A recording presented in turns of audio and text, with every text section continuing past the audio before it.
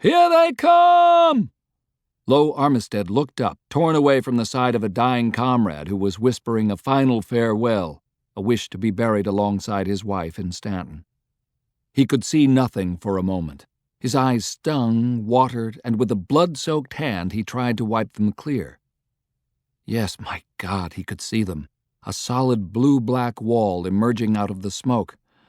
"Oh, my God, here they come!" The cry went up and down the line. Exhausted men coming back to their feet.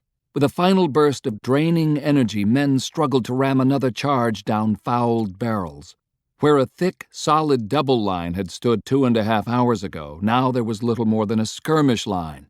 Here and there 6 feet between men, thicker clusters around shot-shredded battle flags. Lowe wept unashamedly at the sight of it, tears streaming down his blackened face. Victory or defeat, never had he known such pride as he did at this moment. His men still not giving back, still standing defiant. And yes, pride in his foe as well, who he knew had suffered as grievously as his own brigade, and yet were still coming on. "Volley fire!" His words came out as an inaudible croak. He turned to one of the few of his staff still standing. The man, knowing what he wanted, handed over his canteen. Lowe took a deep drink, then another, hawked and spit, clearing his parched throat. "Volley fire! Virginians! Volley fire!" His desperate cry was echoed and picked up. "Lowe!" It was Pickett, and to his amazement, Longstreet at his side, oblivious, it seemed, to the wall of Yankees coming at them. "Fire and withdraw!" Longstreet shouted. "Try and keep formation! Don't let your men break!" The two galloped off before Lowe could respond in outrage to the order. He would be damned if his men would ever break. 5:45 p.m. "They're breaking!" Warren pushed his mount to a canter, coming up behind the line of Vermont regiments. They were across an open, marshy stretch of pasture, leaving behind the exhausted men of the 3rd Corps and his own 1st Division. The sight had been horrific. The marsh was actually stained pink with blood, as hundreds of wounded from both sides had crawled down to the water, desperate for anything to drink. The formation of the Vermonters broke repeatedly and reformed as they swung around clusters of the fallen. They pushed up the slope, and a volley hit. In the seconds before it slashed in, he saw what they were facing. A thin line looking to be nothing more than skirmishers, which disappeared behind the smoke. But their fire was still deadly, dozens of boys from Barrington, Bennington, and Stowe dropping. Without orders from him, the cry went up for advance on the double, drummers increasing the cadence, men now leaning forward, picking up the pace of their advance. Behind him he could hear the 3rd Brigade shouting, surging forward, crying Reynolds' name. A second volley hit, not as effective as the first, but dropping more nevertheless. And then there was a shadow across the crest, and for a second he hesitated. It looked as if a solid line was down on the ground, waiting now to stand up and deliver a scathing volley at point-blank range. But these were men who would never stand again. The dead were piled thick, the ground behind them carpeted with wounded crawling back. The attack slowed for a second as soldiers stepped gingerly over the enemy fallen, then pressed forward yet again, only to encounter a second line of fallen 100 yards farther back, atop the low crest of a hill. "Forward! Keep moving! Forward!" As they crested the hill, they began to emerge out of the valley of smoke and death. He could see them now, a broken, pitiful-looking remnant. Not a line, really, just clusters of men clumped under blue flags of Virginia and the red St. Andrew's crosses of the Army of Northern Virginia, falling back on the double, men struggling to reload, groups of them turning to fire, then falling back yet again. The Vermont regiments halted, again without his orders.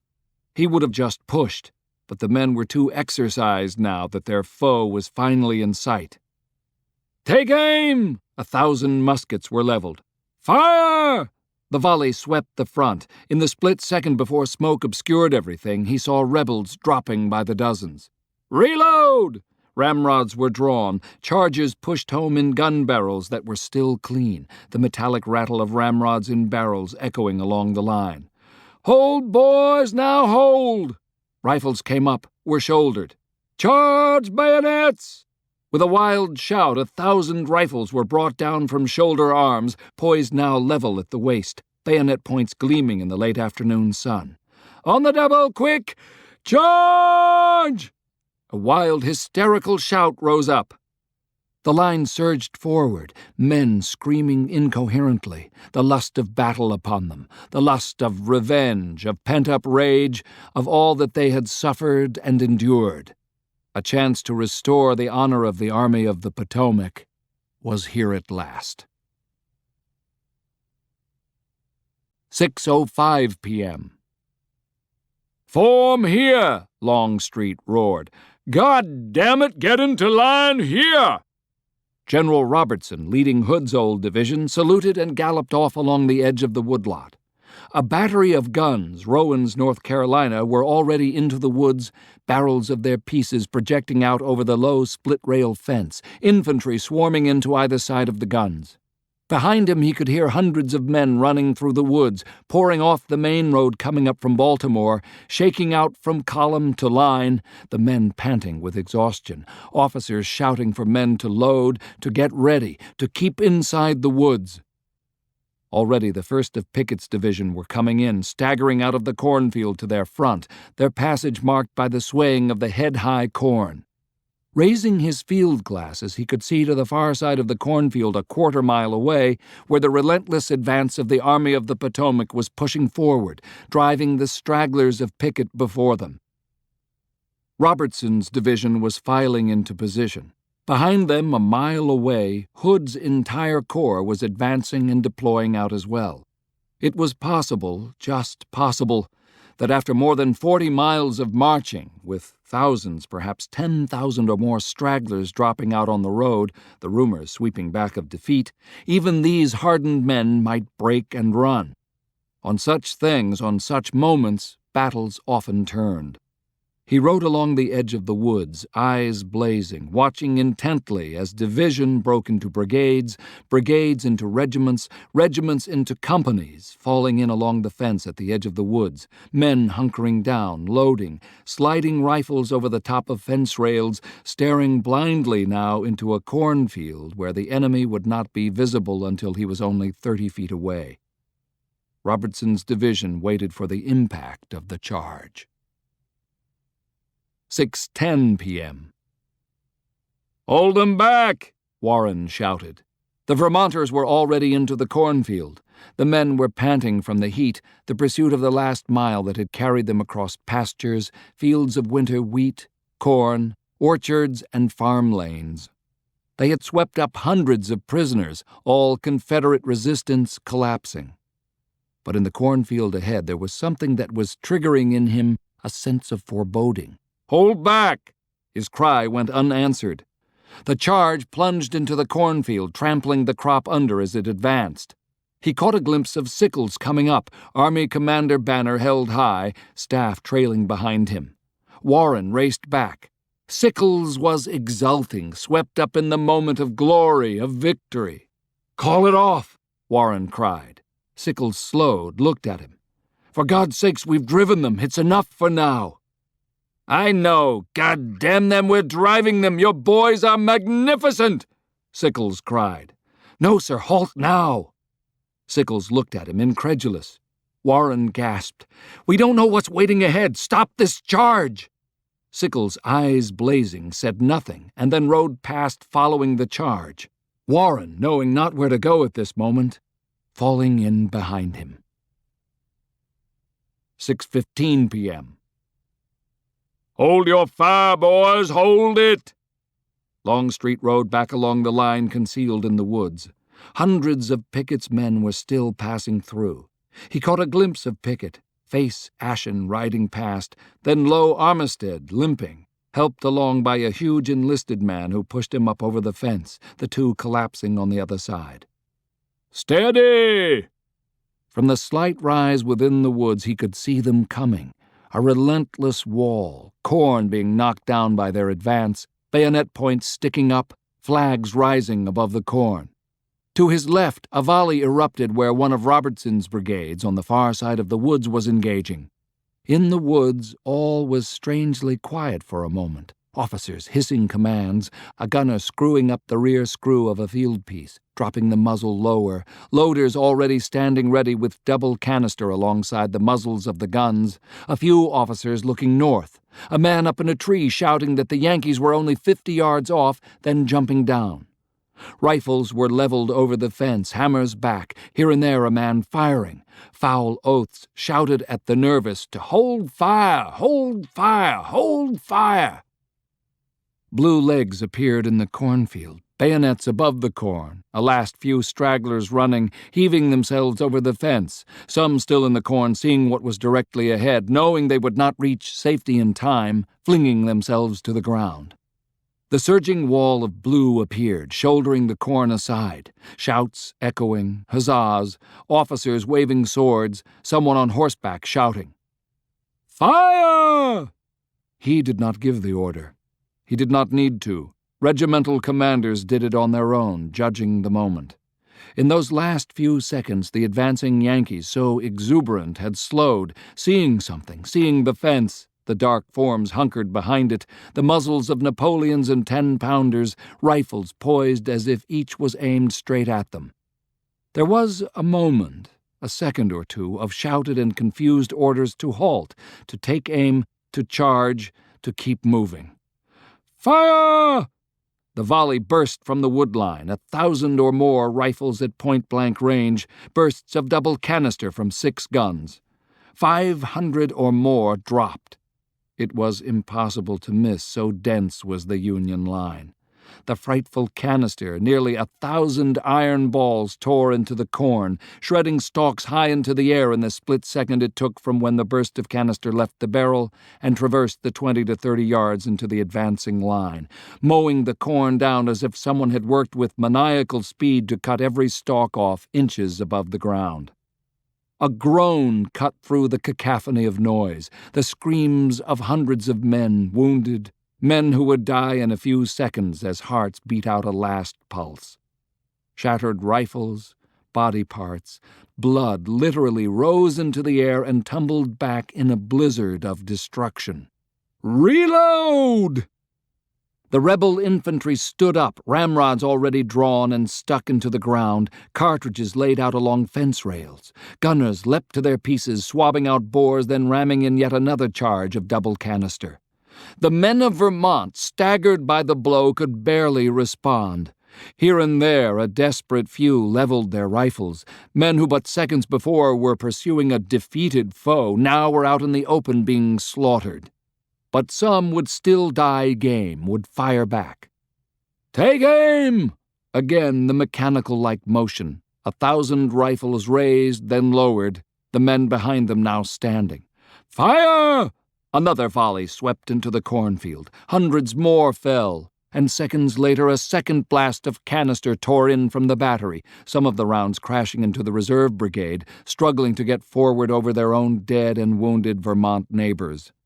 Again reload, even as the reserve brigade, among them survivors of the old Iron Brigade, pushed into the confusion, men screaming, cursing, some from Vermont already falling back, comrades to their rear pushing forward. "Take aim! Fire!" Another volley. The sheer momentum of the reserve brigade of the 2nd Division 6th Corps actually pushed the charge forward to within 10 yards of the fence. These hardened veterans, filled with rage, would not break in spite of the surprise, the terror that had met them in this cornfield. It was Antietam again, and as one of them had once said, after Antietam, nothing would frighten them ever again. In turn, without orders, they leveled rifles, took aim impossible to miss, and fired. 100 or more Confederates tumbled back from the fence, most of the gunners down. "Charge!" The reserve brigade pushed the last 10 yards into the fence, even as their opponents prepared to deliver yet another volley, and what ensued was the nightmare of hell, the unleashing of all that this war had created. Boys from Indiana and Wisconsin slammed into boys from Texas, jabbing, thrusting, clubbed muskets raised. For the first time in the war, Longstreet actually drew his own revolver, leveled it, and dropped a man who came over the fence, bayonet poised, racing straight at him. He lost sight of the battle as his staff pushed around him and then forcibly drove him back from the line, Venable cursing as he took a bayonet thrust to the leg. A sickening, mad melee unfolded, the split-rail fence collapsing under the weight of Union troops. Hood's men staggered backward, giving ground a foot at a time, thrusting, parrying, those with a few seconds reloading and firing at point-blank range. A desperate hand-to-hand fight erupted around a flag of the old Iron Brigade, the flag-bearer pushing forward, then cut off, a wild cry going up from his comrades, "Our flag! Our flag!" And by the dozens they dropped as they fought to retrieve their colors. A Texan flag-bearer, a red-bearded giant, Sergeant Robinson, the same man who had stopped General Lee from his suicidal gesture to lead a charge at Taneytown, waded into the melee holding his own flag aloft, clubbing the Union flag-bearer with his staff, then snatched the colors of the 19th Indiana from the dying man's hands. Longstreet, pushed 50 yards back from the fight, turned viciously on his staff, swearing at them, caught up in the madness of the moment. The heat, the terrible hours of volley fire along Gunpowder River, the memory of Union mills, all the dreams, all the hopes, all the bitter frustrations were now played out along this nameless fence row bordering a nameless cornfield in Maryland. Neither side would give, and both sides fought with passion, with abandon, all the causes of this insane conflict forgotten except the desire to win regardless of cost. And then behind him, coming out of the smoke-filled gloom of the woods, Longstreet saw a wall of men advancing, colors to the fore, Jubal Early in the lead. Hood's corps was coming up. Jubal, spying Longstreet, rode up and saluted. "I'm coming in," Jubal announced triumphantly. And for the moment all the rivalry between the two was forgotten. Longstreet reached out and grasped Jubal's hand. "You know what to do." Jubal grinned. "Hell of a march and now a hell of a fight." Jubal reined his mount around even as the horse whined and writhed in pain, a minie-ball striking its neck, blood spraying out. "Louisiana, charge!" Hayes' Louisiana Brigade leapt forward, baying like wolves at the scent of blood. It was only 50 yards to where the Texans struggled with the Sixth Corps, and the collision of wood and steel with wood, steel, and bodies reverberated, staggering the Union line back. The Louisiana Brigade charged with rifles loaded, and as they pushed past the Texans, they leveled their weapons and fired at point-blank range. Hundreds of Union troops dropped from the onslaught, and within seconds they broke, streaming back into the cornfield that was now leveled for most of its width. Regardless of pride, of memory, of all that they fought for, in that 100-degree heat they could no longer withstand this arrival of fresh brigades, where only minutes before they had been pursuing a beaten foe. The Texans and the soldiers of the bayous began to swarm over the shattered fence in pursuit. "Hold! Hold your position!" Longstreet's command was already being shouted by Early, Robertson, and brigade and regimental commanders. "Load!" Men feverishly drew rammers. The Texans, many driven back from where they had stuck ramrods in the ground, tossed weapons aside, picking up the Springfield rifles of the Yankees piled around them. The retreating men were now 100 yards back, some disappearing back into the corn that was still standing, some turning, defiant, ready to renew the exchange. "Take aim!" With that, as rifles were leveled, the will of the Union troops broke, some flinging themselves to the ground, others falling back. But a brave few, the tragic remnants of the Iron Brigade, still remorseful over the loss of a precious flag, were trying to regroup, and many a rifle turned in their direction. "Fire!"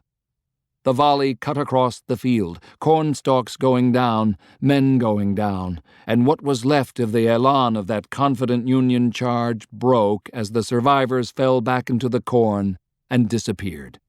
A defiant cheer erupted from the rebel line, men from neighboring states slapping each other on the back, yelling, laughing even as they drew cartridges and reloaded. Some fired blindly into the smoke and tattered remnants of corn, but there was nothing left to aim at. Longstreet dismounted and walked down to the volley line, men turning, looking at him wide-eyed, as some were beginning to emerge from the hysteria of battle, the wild cheering now replaced by panting for breath. some men sinking to the ground, some doubling over and from nervous exhaustion and heat stroke beginning to vomit, some laughing with a wild, mad edge in their voices. Most were silent, shocked, taking in the carnage around them. He saw Low Armistead struggling to stand up, still helped by his corporal, a few Virginians gathering around him like children having just found a beloved parent. These men were silent, some taking their hats off. Robertson, fiercely proud, this fight an exoneration for the defeat at Fort Stevens, walked the line, shouting congratulations, but few responded. Longstreet turned, looking up at Venable, who was still mounted, blood streaming from the bayonet slash to his thigh. "You all right, son?" Longstreet asked. "Didn't go in, just cut me," Venable replied. "Get a courier to General Lee. Tell him we've held the line. They won't come on again tonight, and I now await his orders." Venable saluted, turned, urged his winded horse up to a slow canter, and rode off. Longstreet, unable to control the shaking of his legs, sat down against a tree, sap oozing out from where it had been torn by a dozen or more rounds. Exhausted, he simply lowered his head and closed his eyes. Harrisburg, Pennsylvania, Headquarters, Army of the Susquehanna, August 19, 1863, 7 p.m. Grant sat wrapped in silent gloom. The doctor from the headquarters hospital had just left his tent. Herman Haupt was dead. He had died 2 hours ago from acute dysentery. The genius who had been responsible, perhaps more than any other, for the miracle of moving an entire army nearly 1,000 miles, supplying it, bringing it nearly up to fighting level, was gone, and Grant raged at the loss. He contemplated the odds that Sickles had now given him. Even, at best, but then again maybe a bit better, or on the other hand somewhat worse, if Lee pinned and shattered the Army of the Potomac once and for all. The old plans were out, and it was time to recast them. That in and of itself did not bother him. Sherman had once said he had ice water in his veins.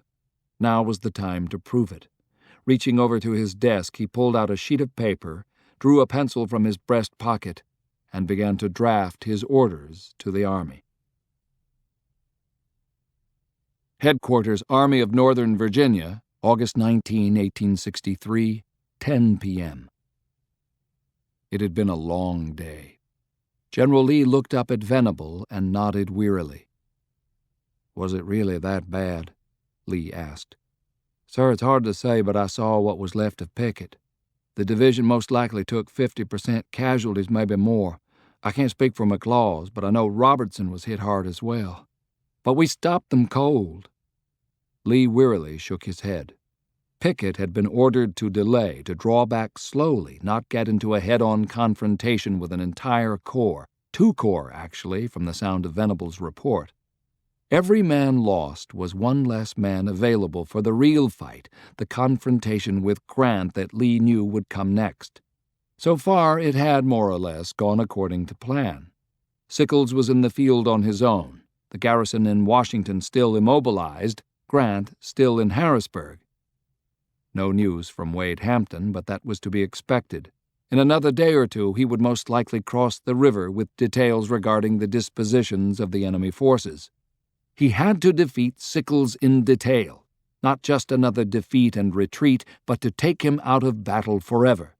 Then turn back on Washington, harass it, and wait for Grant to emerge and come to the relief of the city. He had assumed all along that Grant would do so, but would do it in conjunction with Sickles, a combined force he could not have defeated except with extreme luck. Pickett wasting his division in a stand-up fight. Well, he would deal with that later. Venable left his tent. Lee looked back down at the map spread before him. Longstreet, with Hood overlapping his position, had things well enough in hand. Together, they could parry any thrust Sickles might offer, and it was more than fair to assume Sickles would indeed attack come dawn. He would have preferred it that it was Hood or Longstreet guiding the next step in his plan, but the simple logistics of marching order had put Beauregard on his left, and thus it would be Beauregard's role to spring the trap come morning. Instinct told him that he should move to that flank. Beauregard was an unknown quantity, and that was where his moral influence could have the greatest impact. He decided then and there to arise long before dawn and ride to the left of the line. Judah Benjamin had come up to join him and was asleep now in the next tent, stricken by the intense heat of the day. He longed to talk to him, but knew he could not disturb the man. He had been dangerously ill by the time he reached headquarters, and even now a surgeon was still attending him, wrapping his body in cool, wet towels. What I would give now for but one more corps, he thought. If we had acted that day, that very day when Maryland had declared for the Confederacy, even now 100,000 more would be mobilizing across the South. There was many a man of color already in the ranks, those of half-blood, quarter-blood, servants loyal to their masters, even here and there freemen who had fallen in with local friends. But the majority, the vast majority, they of course would never fight for a cause that in the end only promised them bondage. France would be inconsequential this year, most likely always. The crisis was here and it was now. I have but one army left. I spent a fair part of it at Gettysburg and Union Mills. I spent more of it before Washington, and now again today on Gunpowder River.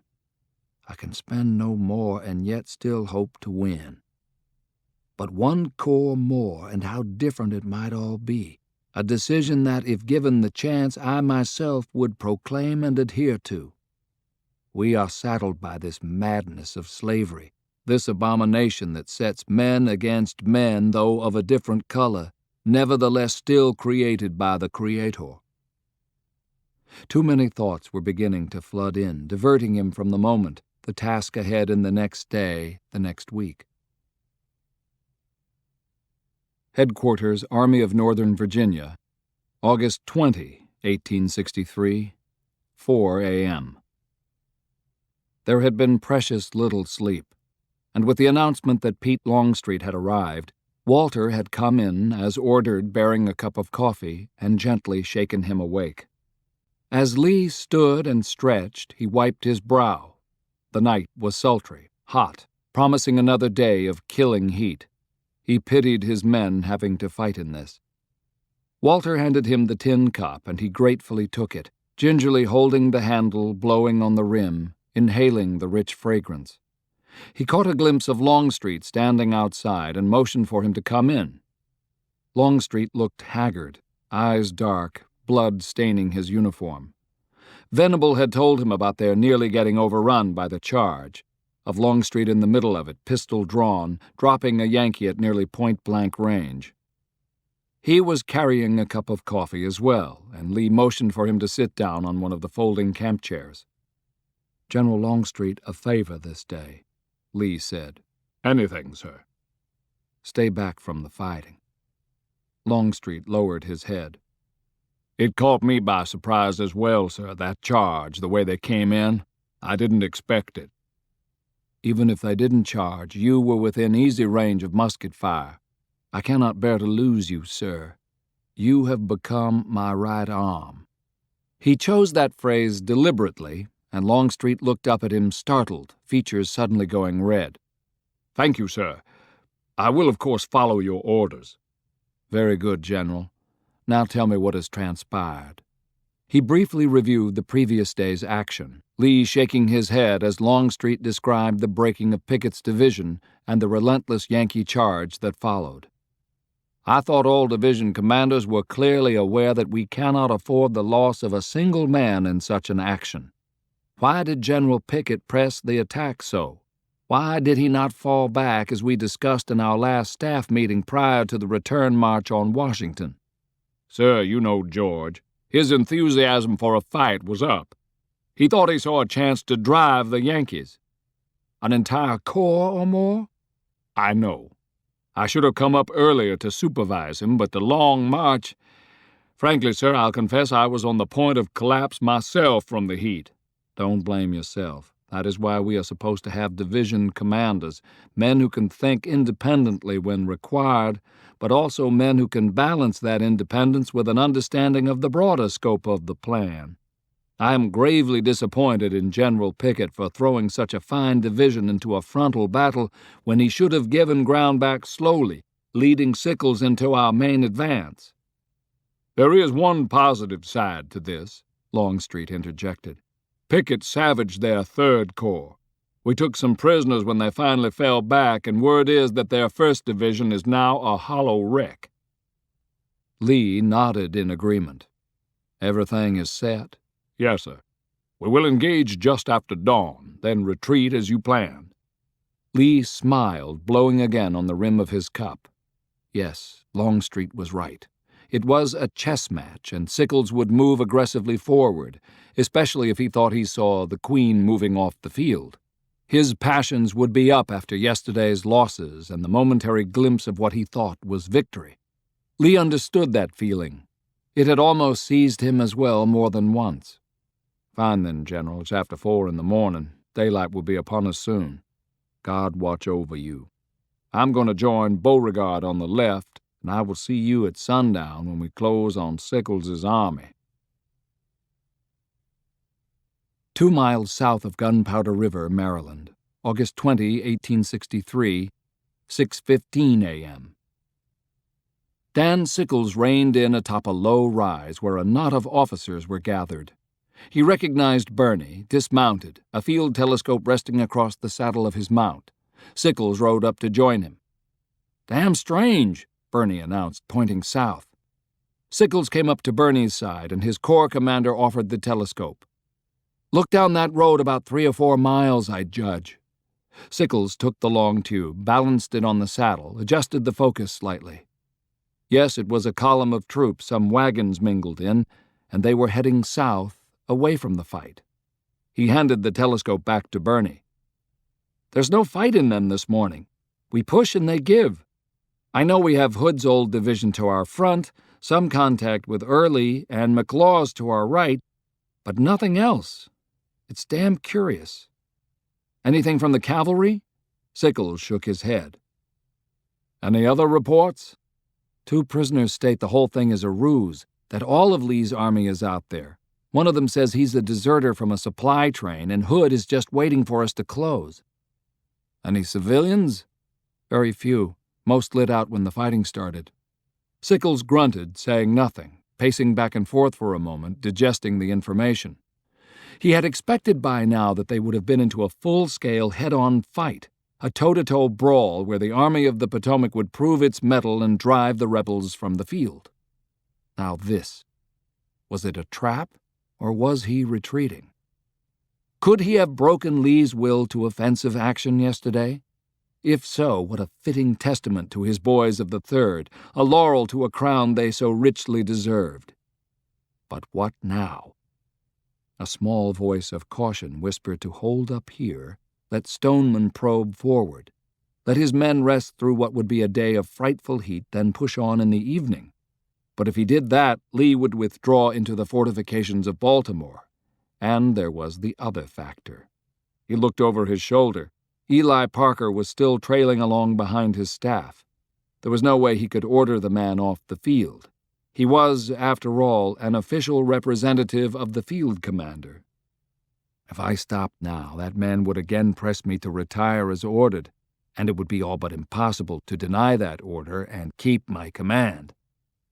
For that matter, unless he finished this with a resounding victory, Grant would most likely remove him anyhow. No, he had to continue the advance. August 20, 1863, 9 a.m. "Sir, I think we got a problem ahead."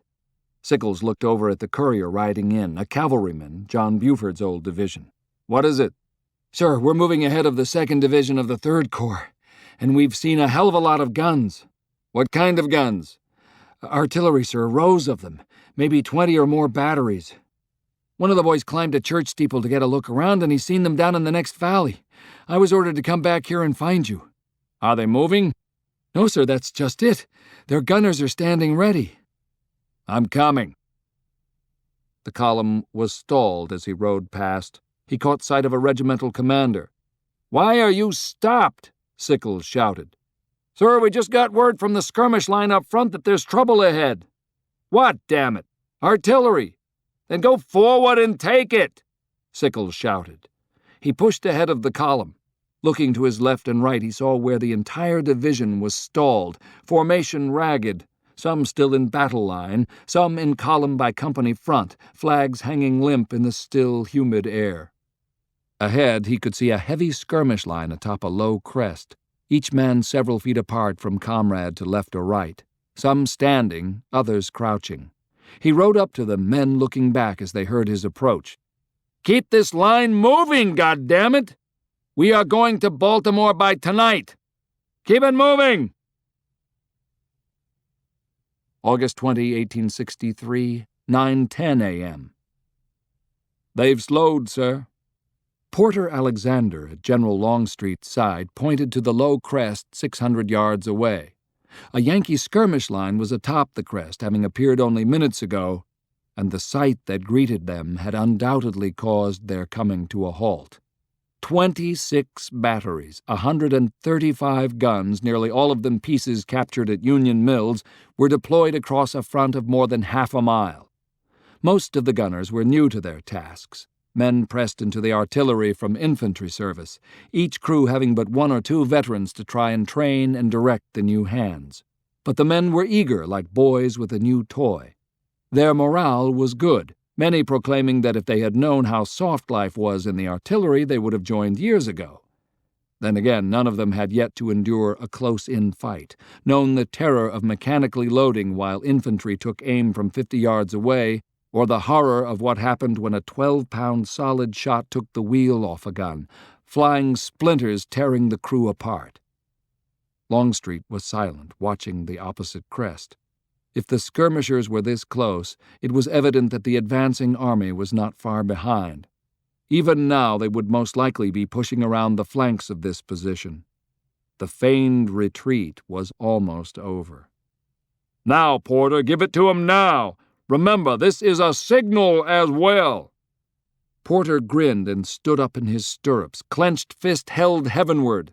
"Battalions on my command!" The cry raced down the line. "Fire!" 9:11 a.m. Even as Sickles shouted the order for his army to continue the advance, a deep thunder exploded to his front. It started in the middle, several batteries firing simultaneously, and then spread like a string of firecrackers along the entire front, thunderclap building on thunderclap into a continuous roar. He was a man of courage, and yet instinctively he hunched over when 3 seconds later the blizzard of solid shot and shrapnel swept the crest of the hill.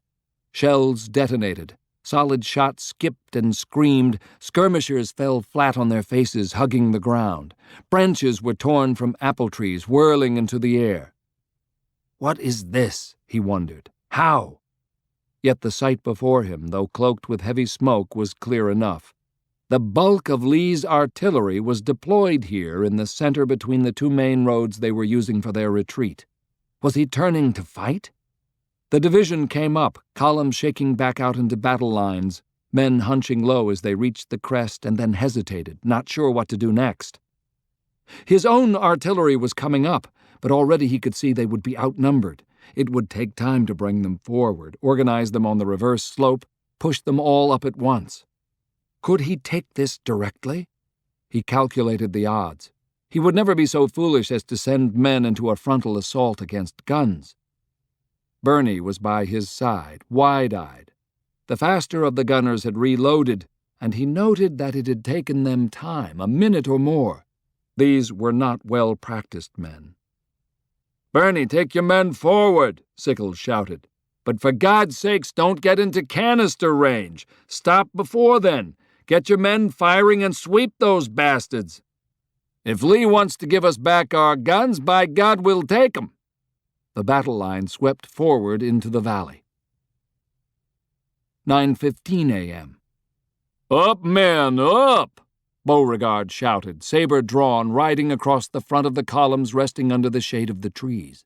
The unmistakable volley of guns from 6 miles away had come as a dull, continual rumble. General Lee, who had been anxiously looking at his watch every 5 minutes and was on the verge of ordering Beauregard in, signal or not, breathed a sigh of relief. The signal meant that Sickles was fully engaged 6 miles to the southeast.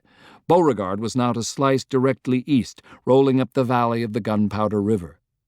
The men, eager to begin, raced forward, following narrow woodsman's trails, a country lane, breaking through woods and briars, advancing on the double, unable to be restrained, and he rode with them. Again the joy of battle was filling his soul. 10 a.m. "General Sickles!" Sickles looked to his left. A courier, the Maltese cross of the 5th Corps on his cap, was riding down the line at a gallop. The courier, a captain, reined in. "From General Sykes, sir." He handed over a folded piece of paper.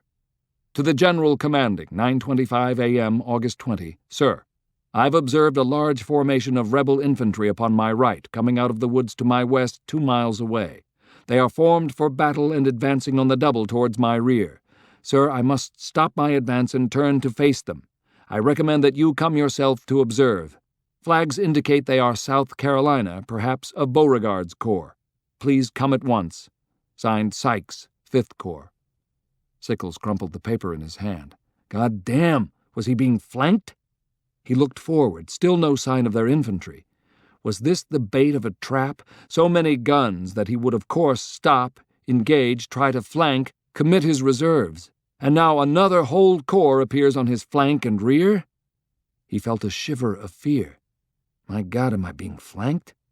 Did Lee just trick me, knowing I would pursue what I thought was a retreating army? "Birney!" "Here, sir." "Birney, I'm going up to the 5th Corps. It might be Beauregard on our flank up there. Press the action here in the center. Keep pressing." His words were cut off. The solid shot screamed in, brushing the flank of his horse and then striking his right leg just below the knee. In the split second it took to pass, the 12-pound ball, moving at just under 700 feet a second, struck with frightful energy. It tore the bone of his lower leg out of the joint of his knee, severing ligaments, arteries, tearing cartilage, whipping the lower leg back at a 90-degree angle, popping it out of the stirrup. He gasped in surprise. There was no pain, just a terrible shock. All feeling, sound, sensation, thought were blanked out for a second. Instinct drove him to pull the reins of his mount, which was rearing back and then beginning to collapse onto its right side. Hands reached up, grabbing him on the left side. "Get him down, gently, get him down!" He started to collapse, sagging. He thought he should pull his right foot from the stirrup. He actually thought he had done so. Somehow they were dragging him up over the saddle, then lowering him to the ground. He caught a glimpse of the courier still holding the reins of his horse with one hand, pistol in the other. The man cocked his pistol. He wanted to shout a protest. It was a good horse, a damn good horse, a gift from the governor. On the banks of Chesapeake Bay near Gunpowder, Maryland, August 20, 1863, 3:30 p.m. "The Chesapeake Bay, sir," Walter Taylor announced. Lee nodded, lowering his head. Numbed by exhaustion, he struggled to get his right foot out of the stirrup. Traveler, trembling and lathered in sweat, remained still. An orderly ran over and ever so gently helped Lee to swing his leg up over the saddle and dismount. For a moment he had no feeling in his legs, the sensation frightening. Forgetting all sense of protocol and decorum, he unbuttoned his uniform jacket, and when the first cooling breath of air hit his sweat-soaked body, he almost staggered, head light, nausea taking him. Embarrassed, he tried to turn away, the world spinning as he doubled over and vomited. Walter was by his side, holding him by the shoulder, shouting for someone to fetch towels, something cool to drink. He tried to wave them off. He slowly righted himself. "War is for young men, Walter. I'm getting rather old for this." "Sir, many a man half your age has collapsed today," Walter offered. Lee felt weak, frighteningly weak, fearful for a moment that he might faint. Walter and 2 others led him up to a wide open porch, shaded from the glaring afternoon sun. The porch was packed with men, most of them wounded, Yankee prisoners who looked at him wide-eyed, a few coming to their feet, respectfully saluting.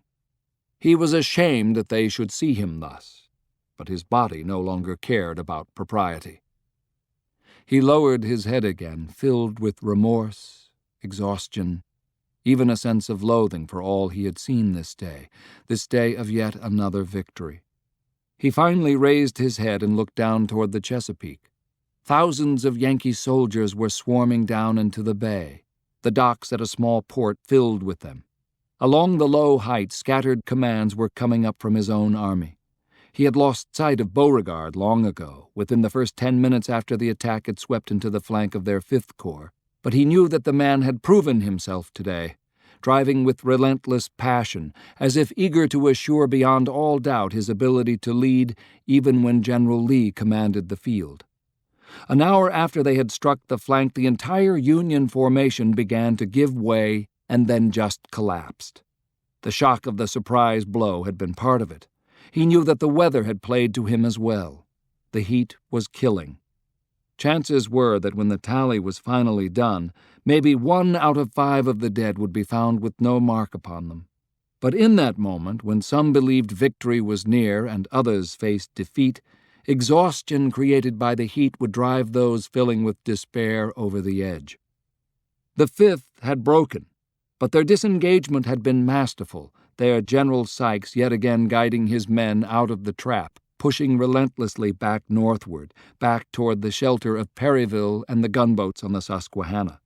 As for their 3rd and 6th Corps, they were into the sack now, swarming down into the broad open bay. Many were casting aside their guns, if for no other reason than to dive into the tepid waters of the bay to seek some relief. Someone had already ordered up a rescue force. Dozens of small boats were coming into the dock to take off the broken Army of the Potomac. A lone gunboat was visible coming down the bay.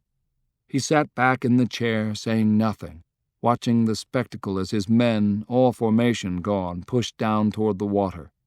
He saw General Longstreet riding up and breathed a sigh of relief. Longstreet dismounted, and his face was filled with concern as he stepped onto the porch and took his hat off. "Are you all right, sir?" Longstreet gasped. "Just the heat, General. I'll be fine in a minute." "Sir, you are staying put right here for the rest of the day," Walter Taylor announced forcefully. "I know your surgeon will order it once it comes up." Lee nodded his head in agreement. As he had ordered Longstreet to protect himself, he knew he should do the same at this moment. "Sir, I can see to what is left," Longstreet said. Lee nodded. "What did it cost, Pete?" Lee whispered. Longstreet lowered his head, looking over at the Yankee soldiers on the porch only feet away from them. "Go on, General. They are our guests for the moment. Talk freely." Longstreet found that as he spoke he could not look at Lee. Instead, his gaze was fixed on those who had faced them this day. "They fought us with reckless courage, sir. I've never seen anything like it before. Word is that General Sickles lost a leg. We might capture him, I'm not sure. I cannot speak for what you saw against the 5th Corps, sir, but their 3rd and 6th, when they knew they were trapped, fought it out to the end. I think we'll bag most of them down there," and he pointed to the bay. "But, General, it was a bloody, costly fight. We might have lost another 5, maybe 8,000 more than yesterday." Lee lowered his head, the shock of his losses a visceral blow. Why did each victory have to be so costly? Combined with yesterday, maybe 10,000 or more gone from the ranks. "Thank you for your efforts this day, General Longstreet. This time you were the anvil, and you've gained us another brilliant victory." "The cost, though," Longstreet sighed. "I'm leaning toward relieving Pickett of his command. He badly mishandled his division yesterday." "General Longstreet, we walk a fine line at times between daring and foolhardiness. We praise when it works, we blame when it doesn't. Maybe it could be said that General Pickett's actions emboldened Sickles to press forward into the trap, maybe not. I suspect that will be yet another issue historians will argue about long after we are gone. I'll review the issue later when we have time, look at the ground, talk to Armistead and the other brigade commanders, then decide. Yes, sir. It is Grant now that we must think of. Longstreet smiled. This will put a twist in his tail. Yes, but the question is, how will he jump now that his tail is twisted? I think, sir, he just might hold north of the Susquehanna. He's lost maybe upward of a third of his total available field force this day. I think the assumption was fair that he planned to move in a concentrated manner. Sickles along the Chesapeake to hold our attention while he crossed over the South Mountains and sought to engage us. After this, he might very well hold back till spring to build up sufficient force. Lee shook his head. No, General Longstreet, he will move, but it will take him time to absorb the shock of this defeat. His plans now are in disarray, but Lincoln cannot afford a stalemate until next spring. For that matter, nor can we. If Grant does not move, we will eventually turn back to Washington, tighten the noose, and then try to starve it out through the winter. Lincoln and Grant both know that would be my next step now that the Army of the Potomac is gone. No, sir, he will move, but it will take him time to absorb what happened. I'll give him a week, 2 weeks perhaps, but I do want it to come. We'll move up toward the Susquehanna tomorrow. There is still their old Fifth Corps to bag. Once there, we'll see what develops. If he does move, we'll try to catch him in mid-crossing. If not, we'll turn back on Washington yet again. That was what he must now seek. Lure Grant across the river in a week or two, once his men had been well rested, refitted, and reorganized after this grueling fight. Seek out Grant and end it. The South Bank of the Susquehanna, August 22, 1863, 6 a.m. It was a beautiful early morning, the intense storm front of the night before having wiped the air clean of the stench of battle, dropping the temperature so low that it almost felt like the opening of an early autumn day in mid to late September. General Lee watched as his men, filled with swagger in spite of the night march, approached the high bluffs looking out over the river. They were a victorious army yet again. They had driven Sykes back, taking thousands of prisoners. The last huddled remnants of his force were down in the harbor at Perryville, loading aboard the ferries. Lee would bring up artillery to shell them at long range, but he would advance no farther. The gunboats which had fought to cover the withdrawal of the survivors of the 3rd and 6th Corps had steamed through the night to cover as well these last few units still in retreat. He had shattered once and for all the Army of the Potomac. Reports were that nearly 15,000 had fallen in the 2-day fight, another 20,000 taken prisoner. The old foe was finished forever, and yet Lee felt no joy in it this morning. In his hand he held a dispatch that had come in during the night. Wade Hampton was dead. His entire force had been cornered up in Pennsylvania and wiped out. A lone courier and one released prisoner had brought back word of the disaster. Stuart was almost beyond consoling. When he had broken the news, his young cavalier had at first demanded permission for a vengeance raid to take his entire force across the river. That would have been a mad impulse, and Lee had refused him emphatically and sternly. They were on the banks of the Susquehanna, much farther north than he had wanted to be. The task of capturing prisoners and equipment had drawn them far beyond his desired position. Grant still awaited him. Lee's next step, the step needed to end this war, wasn't certain. It would depend on whether Grant would come down the river. His thought now was to demonstrate, to threaten a crossing en masse, for surely that would bring Grant into play. He would need Stuart here on this side of the river to watch for the site of Grant's attempted crossing. "Good morning, General Lee." Lee looked up and smiled. It was Judah Benjamin, trailed by an escort of Virginia cavalry. Lee smiled with genuine affection.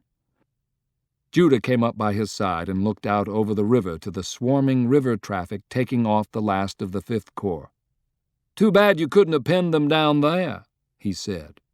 "We could have, but to what final purpose? I'd have lost another 1,000 from their gunboats. We'd have harmed 2, maybe 3,000, taken some prisoners, but to what avail now? They are out of the war. They're good soldiers. Let them go in peace." "You are learning to conserve men," Judah replied. "Sir, just that. I know you, General.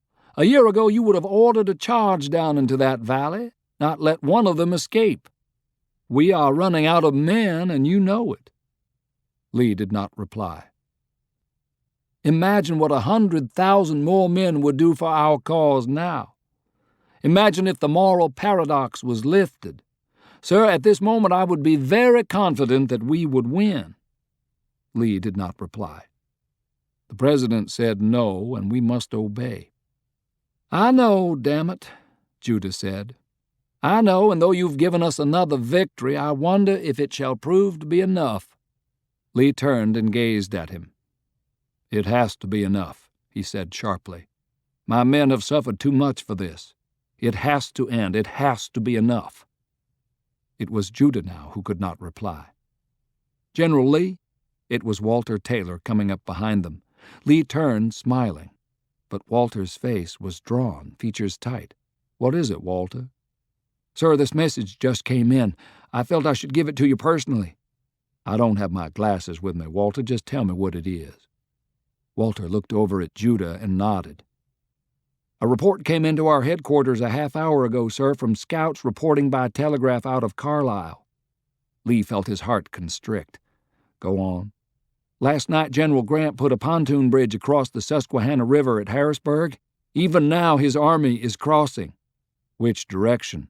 "Not toward us, sir. He's moving down the Cumberland Valley, advancing toward Virginia." "Merciful God," Lee whispered. Judah looked at him, wide-eyed. "Mr. Secretary," Lee said quietly. "Sir, if you will excuse me, I have orders to give. Walter, General Officers meeting in 1 hour. I want Longstreet, Hood, Stewart, and Beauregard. This army is to prepare to move at once." He turned and rode off. Judah watched him go. "One more corps," he whispered to the back of the departing rider. "Do you wish for them now, sir?" Harrisburg, Pennsylvania, August 22, 1863, 7:15 a.m. His army was on the march. The bridge had been thrown across the river under cover of darkness. Though rebel scouts had been driven back, still there might be some spies along the opposite bank. It had taken his engineers 8 hours to build it, sections having been already built up above Marysville and then floated down into place. The first of his corps, Ord's, just about finished crossing. Even as his army of the Susquehanna began its march, orders had gone out to Sherman, who no later than tomorrow would be up with Rosecrans. Sherman was to assume full command of the forces in Tennessee, to drive Bragg out of that state, take Chattanooga, pull in the 23rd Corps to his support, and then, regardless of threat to his flanks and rear, advance on Atlanta. "Let them try and swallow that pill at the same time that I am advancing." He had surmised quickly what had happened with Sickles, even as the newspaper reports flashed across the wires, and now it was time to force the issue. If he was in command, then he would indeed be in command. Washington, as far as he was concerned, was cut off, and there was no longer any need to seek Stanton's approval on any order now issued. He had forwarded the memo from Stanton, which gave Sickles latitude to move, straight back to the President with the simple note on the back, "Mr. President, did you authorize this?" A damn good army had gone down to yet another useless defeat. But was it entirely useless, he wondered. The boys of that tragic, vanquished army had gone down fighting. All reports of that were clear. They had not mortally wounded Lee, but they had indeed savaged him. Another division, perhaps 2 of the Army of Northern Virginia, were no longer fit for battle, the others weary, exhausted after their mad dash in the killing heat. Out of that debacle, a new plan had formed. Lee had been pulled much farther north than Grant had ever dared to hope. Now he would make Lee dance to his tune. The waiting was over. A month ahead of his plan, but it was over regardless. He would come crashing down the Cumberland Valley. With this fair weather, in 2 days he could be across Pennsylvania and into Maryland, threatening Lee's rear communications. If Lee should move up across Maryland to try and cut his own lines, then he could turn to the Baltimore and Ohio. For God bless him, Herman Haupt still did march with this army, having laid in trains, bridging material, supplies to support him from as far away as Ohio. It was his 4th cigar of the morning, and he coughed even as he puffed it to life. The long pontoon bridge, snaking across the river, bobbed and swayed as the endless stream of men passed, rifles at the shoulder, the men marching out of step as ordered to avoid setting up a rhythm that might cause the bridge to break. They were in high spirits, a jauntiness to their steps, well-rested, lean, arrogant, ready for a fight. The last of Ord's infantry and artillery passed.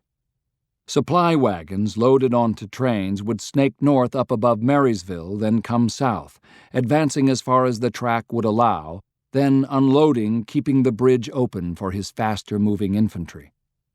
Haupt's well-trained railroad men were already at the forefront of the advance, surveying the damage. A mobile telegraph station set up, sending back word for what needed to be sent forward to repair the rebel damage to the right-of-way down the valley. Hundreds of flat cars, numbered and loaded, were waiting to be sent up. The head of 9th Corps was now on the bridge, General Burnside in the lead.